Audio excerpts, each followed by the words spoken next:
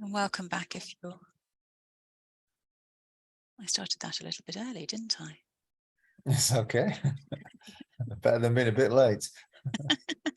Well, it's 58 on my clock, so that was That's okay. Well, you can have the preamble for free. yeah, absolutely. So I'm very sorry if you're watching this back before we start. You've got 90 seconds of Ross and I just riffing. Yeah, well, maybe you can go through some of that Menti stuff and you do a Yeah, seamless link into the start. I will do. I shall start to share screen in a second as well. I'll give everybody a couple more seconds to get their thoughts into menti.com about what you are afraid of failing at, or what why you've got that imposter syndrome, where's it coming from. So anything on that point would be great.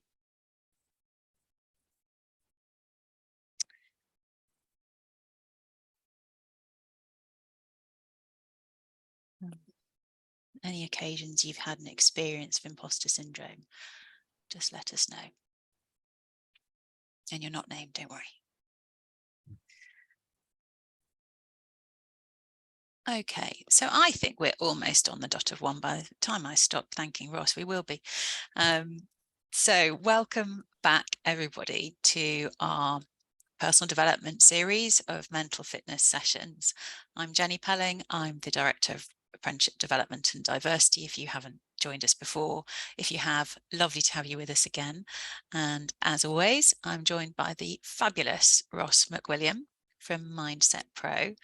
And we're going to look today at the theme of imposter syndrome and how to improve our self-esteem. And we spoke about this, Ross and I ran a session almost 2 years ago now, isn't it, I think, on this same topic. And it's something that has come up again in the feedback surveys you kindly do for us. It's a theme that's coming back, that people would like a session on imposter syndrome and how to overcome it. So here we are today. And thinking back to yesterday, actually, it was World Kindness Day. And this opportunity that you're taking now to take 45 minutes with us is actually, I think, an act of self-kindness, just to think more calmly about ourselves and to give ourselves some tolerance. So Ross is going to take us through some practical ways to address those negative inner voices that so many of us experience. So I asked you a question about, if Ross, you stop sharing for a brief second, if you wouldn't mind. Yeah. I'm going to show you the answers. So I was asking everybody, give us some incidences or examples of when you have experienced some low self-esteem. So let's just have a look, and I can read out one. We've got lots of people saying, Ross, that when they're in meetings, they really struggle to sort of feel that they're valid in being there. We've got some people saying that they are concerned about their reputation, about what they can achieve. Let's see some more.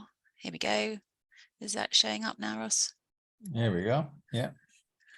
So let's just walk through some of these to set the scene. Give me a second to read them. Yeah. Do you want me to go at a few of these then? Yeah.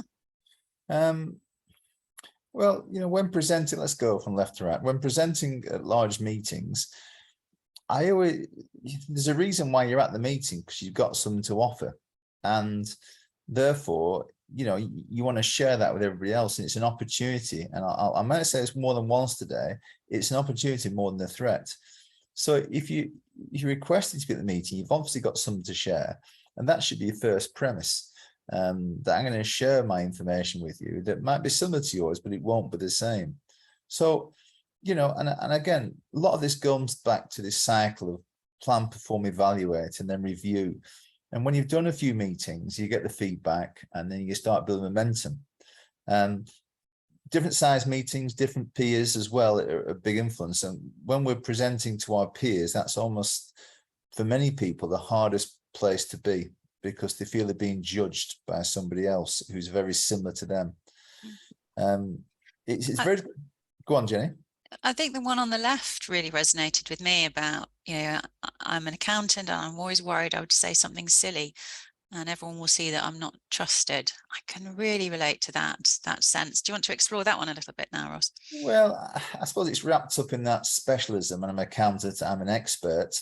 And if I say something that may be about what I'm talking about or not, people can then fire holes in me and say, well, you're not a good accountant. That's not necessarily a good way of thinking. You know, you're very expert in your area, an accountant. And I think it takes about 5 to 6, 7 years maybe to get to that level. So I'd build yourself up and not go into that self-sabotage immediately. But if you're not sure about that, then it's okay to say less. And you don't have to join the contributions too much if you're worried about that aspect of it. But I suspect in this case, there might have been something in the past where they've said something and somebody picked them up on it or not, because we're very good at magnifying our potential negatives. And then that's as a residue with us. But, you know, I'd say look over recent times, if that's been an example of that. And I'm guessing it's probably something historical that's picking you up again. You think, well, if I did that 2 years ago, if I do it again, you know, and again, it's about that practice ahead of the meeting. Be prepared, know your stuff, speak slowly, speak clearly, let people engage with you. And again, it's that plan, perform, evaluate, keep going around in that loop. Anything else you want to pick up there? Yeah, should we pick up one more before we have a look at your slides and talk a bit more broadly? How about this one on the left, and linked actually to the right, starting a new job and feeling not being able to step up to the mark fully or let the employer down, and linked to that going into team meetings in a new job, not fully understanding. Yeah, I read somewhere a few years ago about how we learn, and we learn 70% of effectiveness in the job on the ground floor. So 70% of that, we learn about 20% through our own research and 10% through courses. So it's a big learning curve. 70% is a big learning curve, but it's about being, you know, reliable, coming to work on time, being prepared, asking the questions, showing a bit of vulnerability. And that's an interesting concept where we think we've got to be super confident all the time. And if we show vulnerability, that's taken away from us somewhat. And I think, especially when you're in a new job, the ability to be vulnerable, you actually engage other people, line managers and support staff with you, because you're showing a little nice vulnerability. Obviously, if you don't know anything at all, then you're not in the right job, but a little bit of vulnerability is a good quality that you should actually use rather than trying to put a brave face on, yeah, I know this and I know that. So I think that's one way to look at it. But remember, 70% of our learning is in the workplace. So if you're not sure, ask and reflect and be prepared to be vulnerable. It's a really strong quality, that it really is. Thank you. Well, if we've got time, we can come back to some of those at the end. Yeah. These sessions, everybody, are meant to be quite kind of informal, conversational. So if you want to put comments in chats, questions in the chat, please do as we go along, and I'll pick those up as Ross is speaking. So we'll come back to those. So continue the dialogue with us. That's what we really like. So Ross, we've set the scene. A lot of people are feeling this. I think imposter syndrome was something that was first written about back in the 70s, wasn't it? Which was when the study was done on high-performing women. But this is then, that study was then done years afterwards, and it's now a cross-section of men and women at different ages and stages who are experiencing this in quite high percentages. So just give us a bit of your take on why we're seeing this increase in feelings of imposter syndrome. It's difficult to pinpoint exactly, but we're living in an era now where it's very competitive. And as we're transitioning out of COVID, it's almost like the race is back on again in some ways, in not just hybrid, but also meetings and, the online stuff. But I think there's a pressure on people to perform. So I think this is always around. And I just think the way of the world, and especially the Western world, and especially in the UK, we're super competitive. And I think there's lots of good things about that, but ultimately you can wear yourself out by worrying. And the human brain is very good at worrying.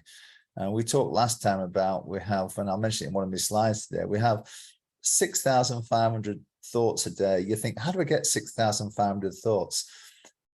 The problem is that 70% of those are quite negative. So we're programmed to be negative.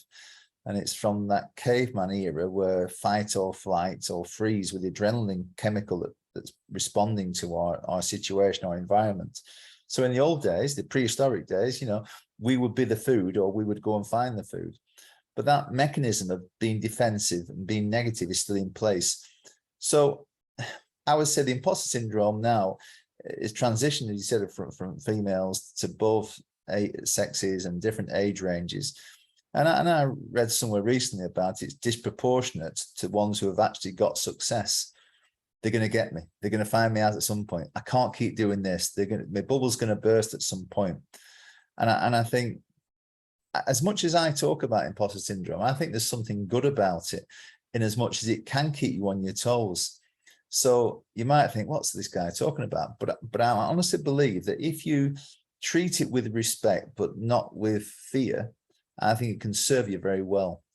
And so the imposter syndrome, you want to keep improving, you want to keep getting better, you want comparing and contrasting your work, taking opportunities and risks and a few chances. You'll more than likely get there by doing that.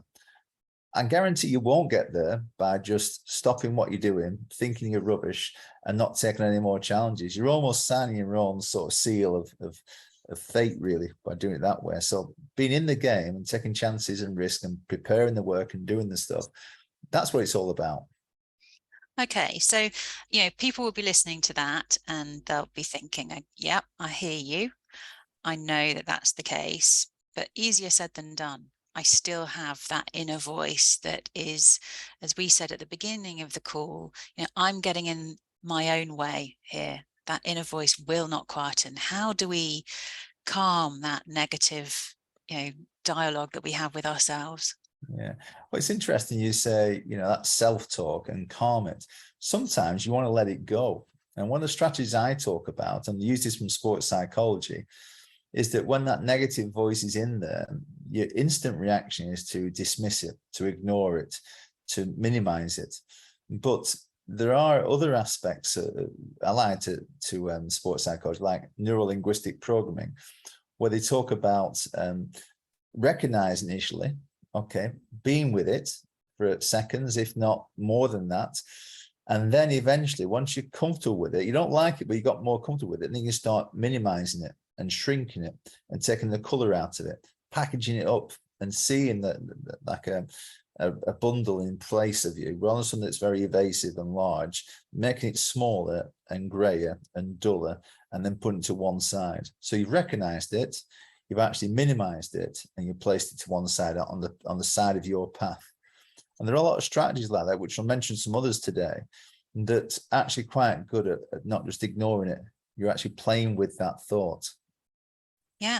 Would people find that helpful? Just tell me in the chat. Would you like us now to have a look at some of those strategies that we can deploy to recognize any negative thoughts that we've got and deal with them? Just tell me if this is along the right lines of what you would like to hear today. And Ross, maybe if we can, is there anything from your slides that you want to? Yeah, let's have a look at some. We'll move around the slides, because I'm happy to do different things. Let me just give you a bit of intro. You know about me anyway. I want to show this slide initially. This slide, it tells you everything about the person.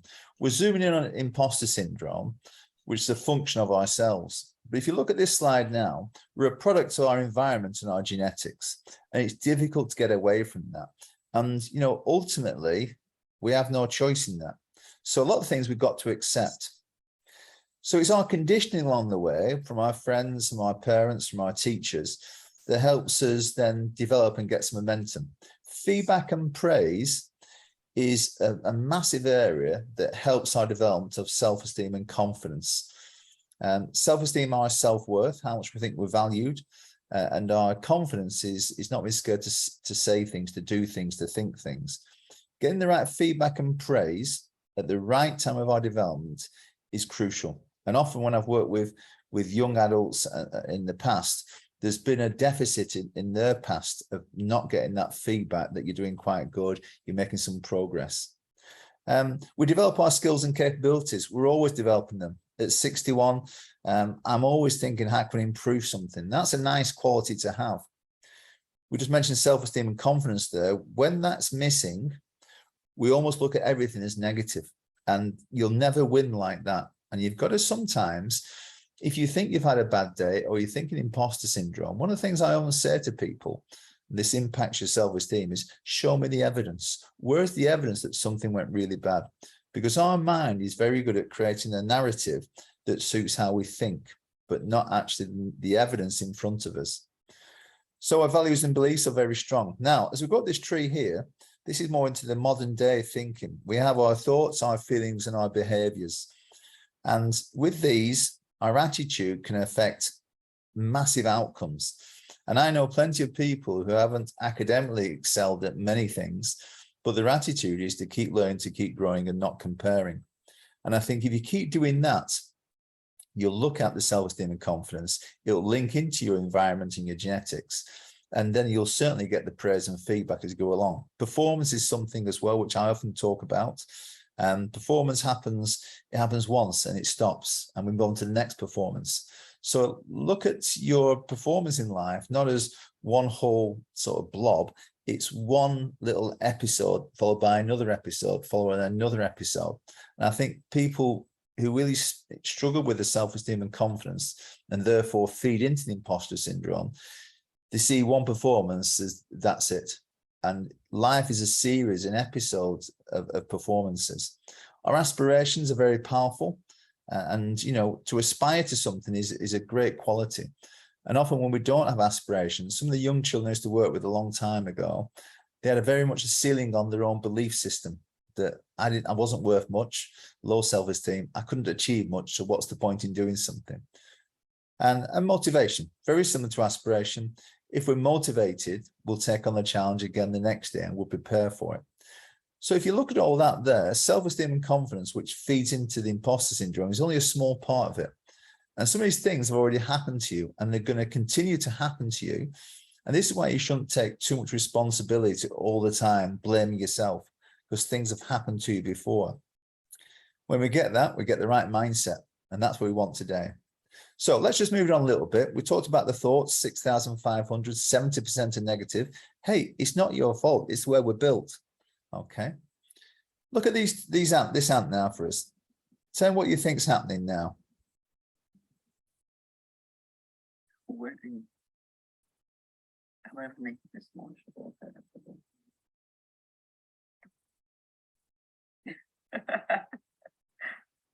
So if you notice the ant, it got put another limit to it, not go outside that circle. There's no physical barrier, but it won't go past the circle. And often in life, a bad experience, we might contract a little bit and think our standards and our potential is not as good as it used to be. And so we're going backwards. Where is the evidence? You know, that is my question today that's going to resonate with you. Where's the evidence it was a bad performance? And equally, where's the evidence it was a good performance? And there's a guy like Roger Bannister, you might not remember him. He was the first guy to run under a mile in under 4 minutes. And everybody who tried before didn't do it because they thought they were going to die. And so the belief was that it's impossible. Eventually he did, and the next year after he broke that record, 30 people went under that time. And the year after that, 300 went underneath that time. So it's possible with a good belief system. Once you've got a model, you can follow that model. And a great model is a young guy, Haider Ali, who we work with, Jenny, who just won an award recently, an apprenticeship award. And Haider is often very forthcoming with his viewpoints. He said he experienced imposter syndrome for a long time when he was younger. But, you know, I'm guessing, and I don't know his full story, but I'm guessing that he had some setbacks, but he learned from the setbacks and he moved them forward. And it's often said that you'll learn more from your failures than your successes. And the danger of having too many successes is that you'll get a bit complacent, maybe arrogant at times. So that's why I think imposter syndrome, we shouldn't be scared of it. I think it keeps us on our toes. And I think Haider Ali is a good example of a young person challenging those beliefs we talked about with the ants and Roger Bannister, that thought of dying, and pushing through that ceiling we've got. I also put an umbrella there, and it's a bit esoteric in lots of ways, but self-esteem is the handle there. And if you haven't got that belief in yourself, you can't open the canopy of confidence, which is not to be scared to say something, to do something, to do a presentation, to host a meeting. it's implicit and intrinsic to everything we do as a professional. You've got to believe in yourself. It's not about running around the office and saying I'm the best thing since sliced bread. It's about believing you're worth something. And if you can believe you're worth something and you're a work in progress, and I'm a work in progress at 61, then this canopy of confidence will always open for you, you know, and it's a really strong feeling, that one. But, you know, some of the people who worked before in the past, they've had some traumas in the past and it's got to them. And you've got to sort of put that to one side and keep moving forward. And I've got a great analogy for you later on for this. If we talk briefly about self-esteem and confidence, self-esteem is one of the most talked about concepts on the internet. I'm going to put a figure up now, and you guys can tell me how to pronounce this, because I don't know if I've got the right figures here. Is that 529 million? How do you pronounce that, Jenny? You're on it. Brilliant. So self-esteem is a massive, massive figure, and confidence is just a bit less. So these two are some of the biggest hits on the internet. People look and search for these constantly. So you're not alone. People are often challenged by themselves and thinking they're comparing themselves to other people, but everybody feels a bit inadequate at times. It's the human nature. But remember that many, many people are searching for an answer. And for me, it's about looking at the evidence. Let's move it on. So here's some facts. Whether you believe this or not, I believe this is true. We're all born with the same amount of self-esteem. Okay, you don't have less than somebody else. And it is grown or shrunk by your environment, genetics, the things we talked about before, experiences, and interpretation of those experiences. And that last point is very powerful. Your brain narrative can interpret things differently. So Jenny I could do something, and she can do the same thing, and Jenny can interpret it, oh, that was rubbish, and I think, well, that was pretty good. There's probably a truth somewhere in the middle, but what people generally do, they go to the negative side. When something happens, they go for the negative first. So your ability, you might think you're an imposter, but it could be that your interpretation of experiences and evidence is not succinct and clear. And I often say it with people when they do something fabulously well, and I say it's really good, that, and I'll tell you why it's good, and I give them some bullet points, and they still won't accept it. Now that could be your challenge with imposter syndrome. Formative, positive, evidence-based feedback is crucial. And what I mean by this is that as we grow and develop as young people, and I'm talking about young people now, you know, professionals from, could be 16 onwards, but certainly in the 20s, that formative, positive feedback in a good organization with a good line manager with some good peers and friendships, that to me is critical for your future development. When I was learning to teach PE in my early 30s, I went to the University of Southampton, and we had some really good teachers. And I was a slightly older student then, but some of the advice I got and some of the demonstrations of that was that there is no perfect lesson, Ross. You know, it depends on you, it depends on the pupil, it depends on the environment, the materials, the resources. But what you'll get a trend and a theme. And once you start following that trend and theme with your preparation, you'll get better lessons than poorer lessons. And eventually they become much, much better, more consistently. So again, I think the message I'm trying to say here, if you get that feedback in a good organization, it's great. But, you know, you're a work in progress. You really are. So don't keep beating yourself up on this. Interestingly, you can't ring fence confidence. You can't say, today I'm confident, I'll always be confident to the day I die.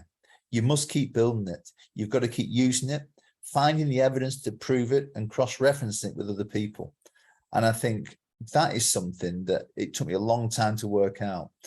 And I was with a guy in a course recently, and he was a very confident man in his, well, 30s, 40s, 50s, even 60s. He's now approaching 70. And he's losing some of his confidence because of his physical body's deteriorating somewhat. He's got some medical conditions. So how do you challenge that? That's a difficult one, isn't it? But I think most of our people today are much younger than that. And that's not your challenge.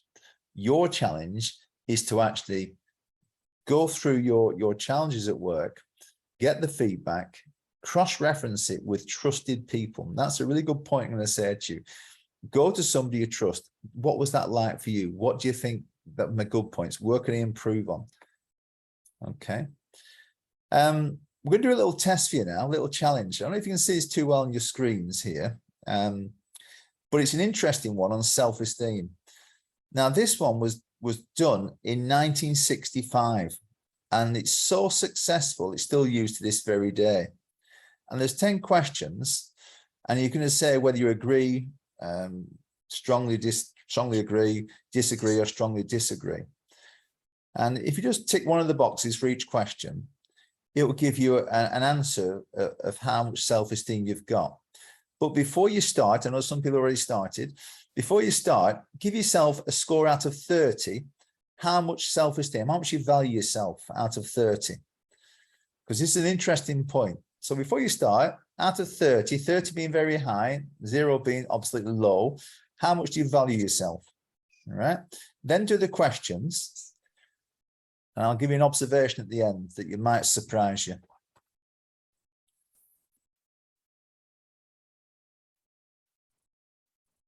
So as soon as you've got your guess score for yourself, go on to the test, and that'll give you your actual score, your test score.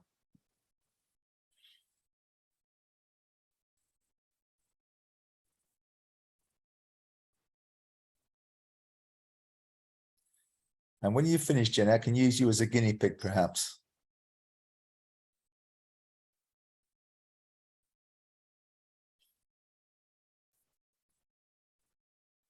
Check that chat box. That's somebody there. So.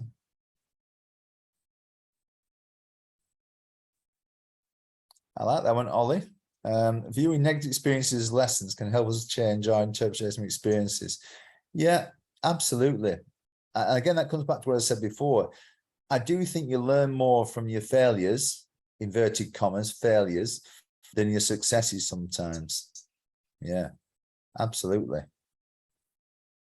So would you like people to put comments in the chat, Ross? Yeah, Yes. we can do. They can even use the microphones, but chat box is fine. That's probably easier. Yeah. Yeah. I'm going to, I guess you've finished now, Jenny, yeah? I have, yeah. Right. Let's use you as an example, and people can work it out from our conversation. So I said at the start, have a guess how much self-esteem, how much self-worth you've got out of 30 maximum. And then do these 10 questions. It'll give you a test score, an actual score. So Jenny, I'm going to ask you to review what was your, if you don't mind, really your guess of yourself, of self-esteem. I guessed 20. 20. What we find is that most people underestimate their own levels of self-esteem. So I'm going to say to you now, I'm going to be bright brave, showing some confidence. I think yours could be a little bit higher than that, your actual test score. Actually, it's lower. How much by 1 or 2? By 5. 5. Right. That's interesting. There is another analysis on this, what I didn't want to go into, but I'm going to do it now. There's a gender split. That women, predominantly, not exclusively, predominantly, women, they underestimate their actual self-esteem. So for you, your guess 20, sorry, and your actual test score is 15. Now, there could be many reasons for this. But I find this when I've worked in the schools and in young adult professionals that boys always underestimate, women overestimate it. So you've got that 15. I'm suggesting now, if you look back at your questions of 15 there, you've probably marked yourself down when you shouldn't have marked yourself down. Yeah. And I think with most of the men, they mark themselves up. So we find that men have an overinflated estimate of their test score. Whereas women tend to think, oh, I'm 20, and they come to do the questions. Actually, I'm not that good, I'm not that good. So there's a negative, and I'll give you another example of that, where people are working this out. There's some studies of men and women going for jobs. And when men looked at a job and they got 6 of the 10 criteria, they thought, I've got those criteria. They actually applied for the job and thought they were very good at it. Whereas women had to have at least 9, if not 10 of the criteria to actually apply for it. And that's the same principle. And thinking you've got to be perfect to go for something, having this over imagination that you're better than what the job is actually offering. So I think that's an interesting one. Is there any other? Yeah, we've got quite a few people. Well, we've got 1 or 2 people actually who were right on the nose and got the same prediction as the actual. Some who were a couple out, but quite a few of us actually were like me that were 5 lower. Quite a few people. Yeah, is that mainly women? From scrolling down, not entirely women, but it's not scientific. but my experiences of working with thousands and thousands of people, I find that women, they undersell themselves when they shouldn't do. And you can answer those questions very literally. And it depends how you feel today. You might answer it differently tomorrow. But as a snapshot today, I think we can put ourselves down a little bit. And I guess in some of the higher scores might be with men here. And I think there gives you an insight into how people view themselves. Has any of the men got about from 25 upwards? If I give you some categorizations here, up to 10, so 0 to 10 is something where you've got lots of potential to work at something. There's lots of ways to go upwards, yeah? Most people score between 15 and 25. 15 and 25 is the broad base where you get most people in there. If you get 25 and above, you might think that's good, and it is good. But what's the danger of getting too high a score? Anybody?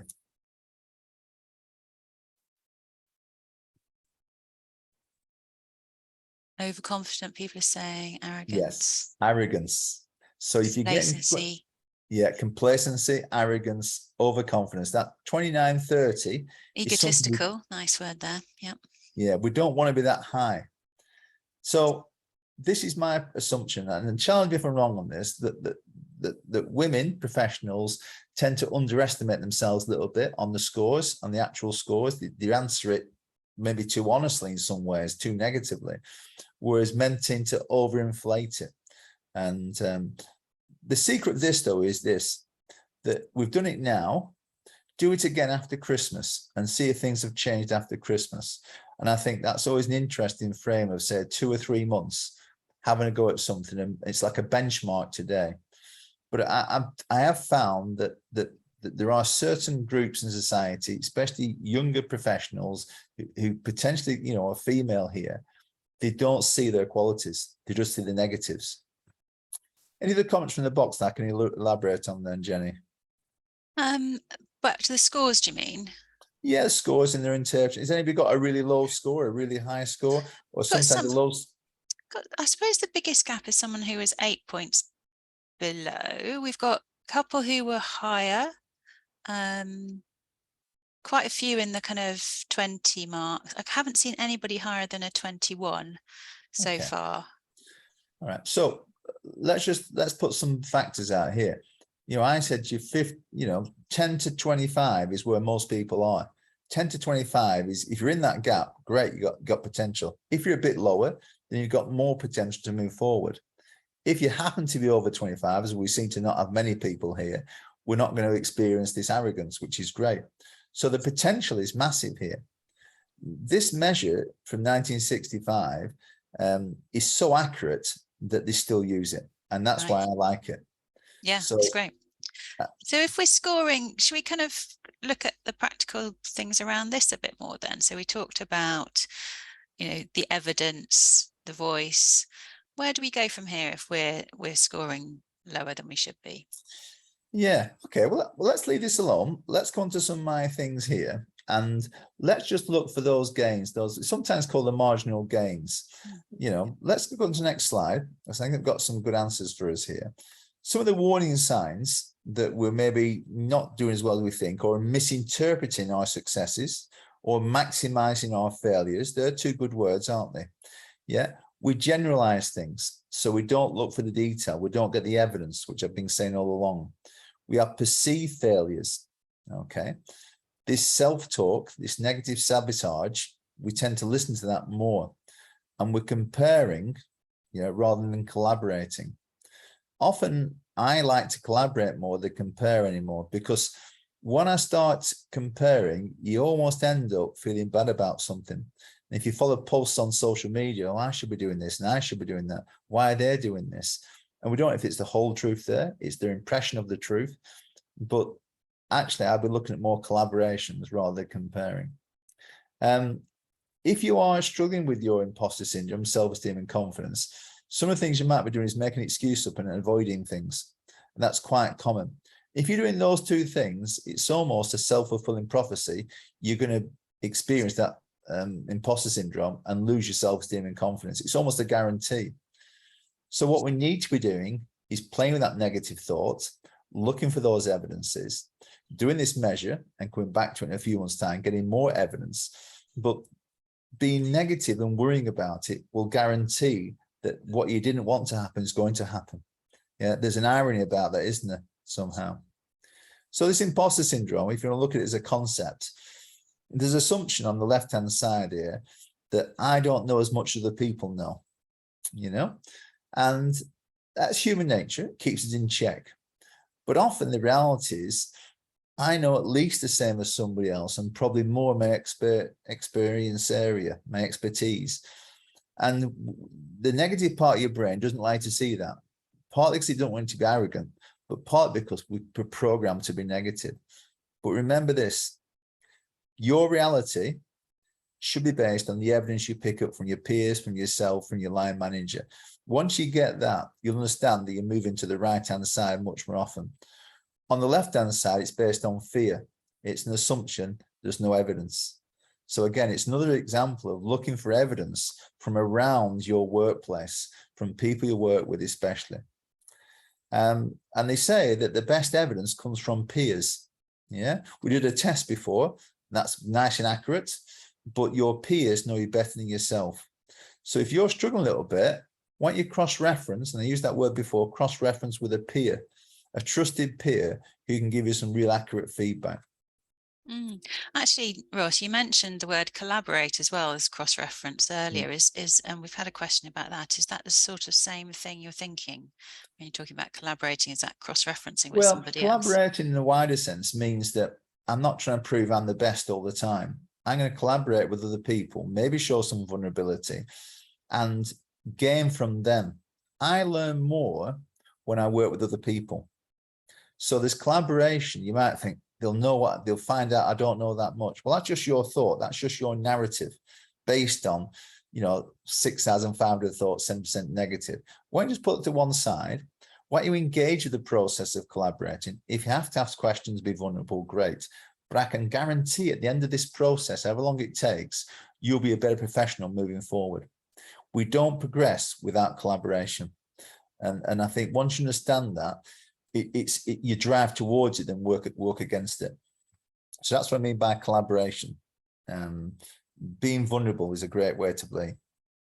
Let's come back to this imposter syndrome then and look at what we can do to respond to it. Is anybody better qualified in both experience and knowledge and skills? So that's an interesting question, isn't it? You'll often ask that, is someone better than me? Well, there is no measure for that. It's just a lot of it can be qualifications, but a lot of it experience. How do you box that up? How do you box knowledge up? How do you box skills up? It's intangible. Okay, and this is where your mind starts working overtime. So qualifications you can, everything else you can't. Am I getting upskilled? Okay, so I've recognized there might be some gaps, okay, from my peer feedback. Am I going to get upskilled? Where's the evidence that I'm an imposter? Ask your peers. And it keeps you on your toes. So again, to me, imposter syndrome, and again, it affects the most successful people. You might think that you're not successful, but people like the top of the tree people experience this all the time. And I think what they do, they tend to right, let's do an account, talking about accountancy, let's do a balance sheet, pros and cons here, income and outcome. And what's the bottom line here? What have I put into this job? What have I practiced it? Have I done the presentation? Have I shared this knowledge? Have I been vulnerable? What's the downside, the negatives? I'm questioning myself too much. I'm looking for the negative side of me all the time. I'm not taking on challenges. I'm worrying, becoming very insular. I'm not collaborating and I'm comparing. Those are sort of the benchmarks, the differences that I'll be looking for if I'm working with someone at a one-to-one level. Are they going to that mode of thinking? Okay, let's get to, if it's all right with you, Jane, get through to some responses now. So physical things we can do, practical things we can do. So I like this one. It's very simple, green to respond and red to react. When we have a negative situation or interpretation of a negative situation, often we can go red to react. I knew it'd be bad. I'm not doing it again. There's somebody better than me. And we're going down that pathway. We're actually connecting with our brain what it wants to be negative. But what we need to do is to slow down, to take a breath literally and respond to something more slowly in a green way. Okay, I interpreted that as not as good as it could have been. Let's go and get some feedback from my friends. Let's go and get some feedback from professional colleagues.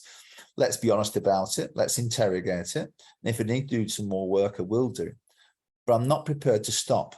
I'm prepared to try again and go again and do it in a slightly different way next time. So that green respond is always, it's better than that knee-jerk reaction. And often when you reflect on something that's happened 24 hours later, it always looks differently. So I would say to people, the green respond is not just about a few minutes, it's like a day later. Look at it a day later and then respond in different ways.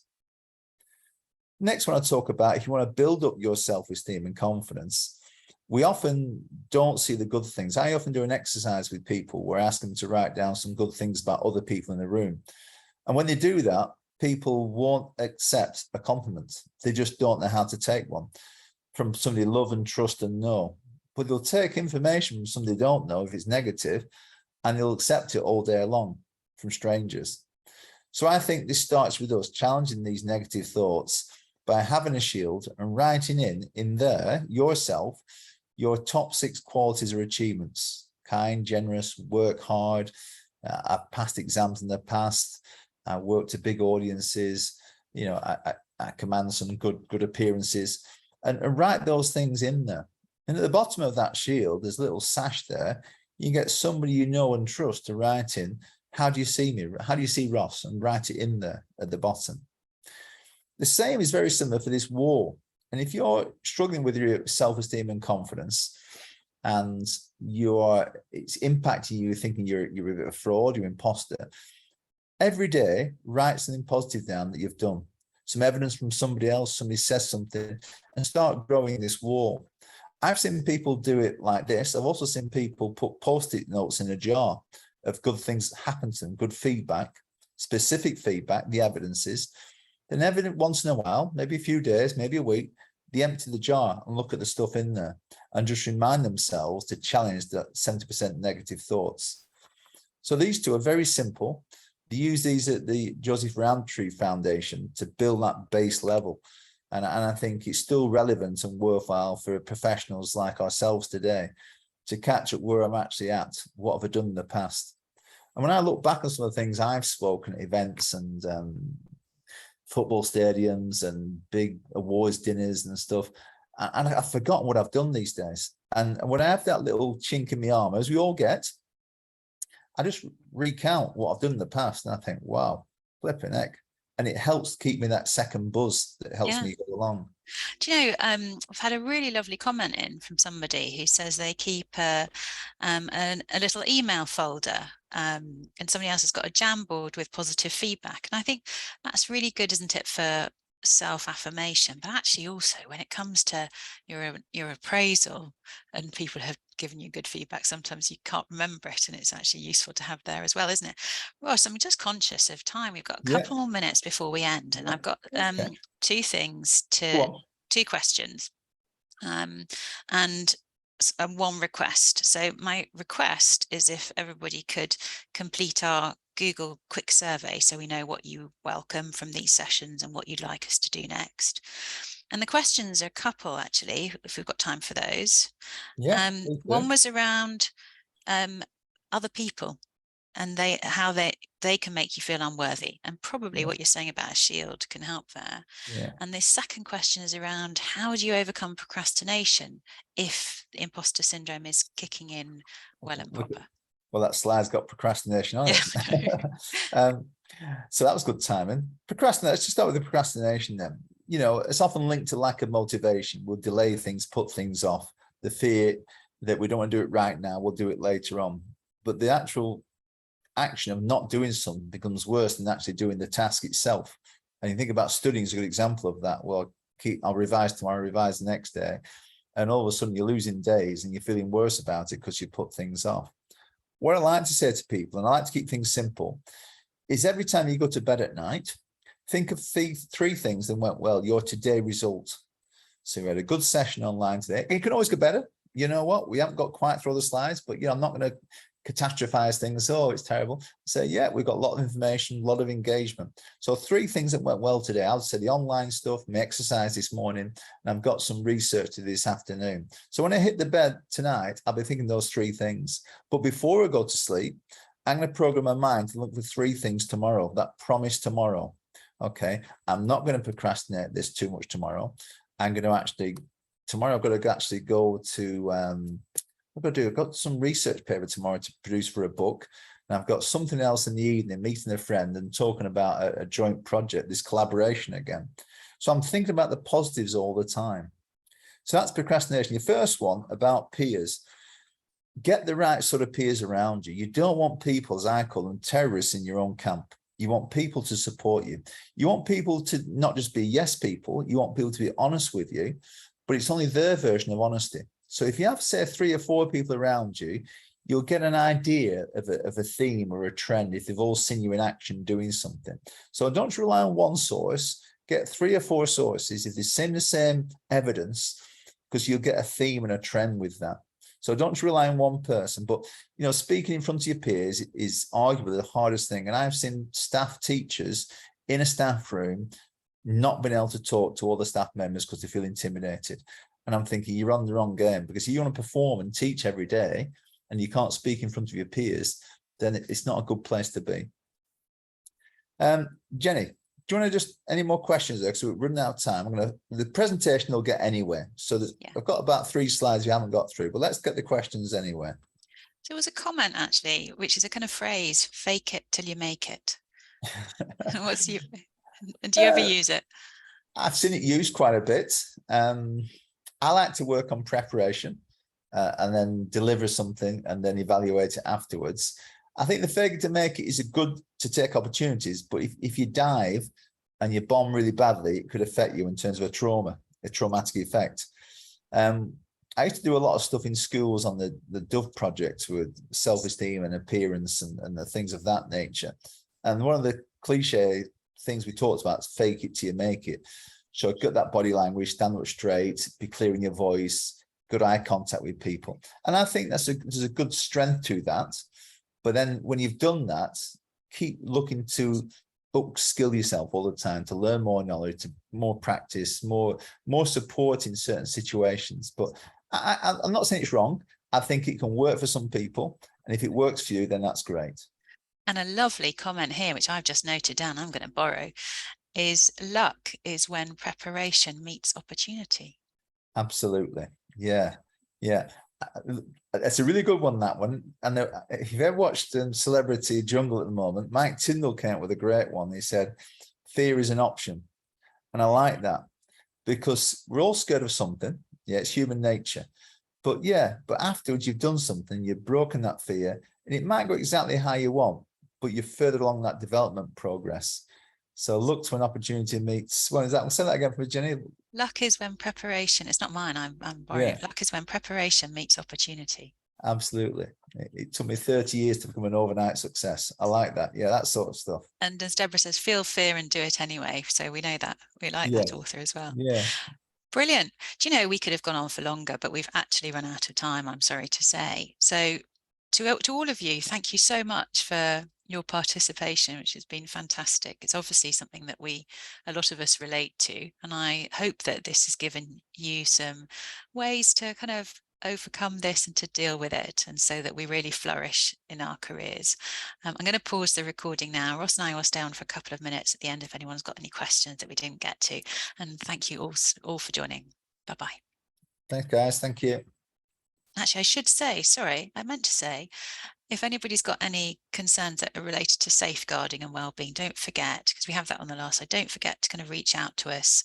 There's a safeguarding@kaplan.co.uk email address as well, and lots of ways we can support you. So thanks for taking part, everyone. Look forward to seeing you again soon. Okay, I'll stop recording now.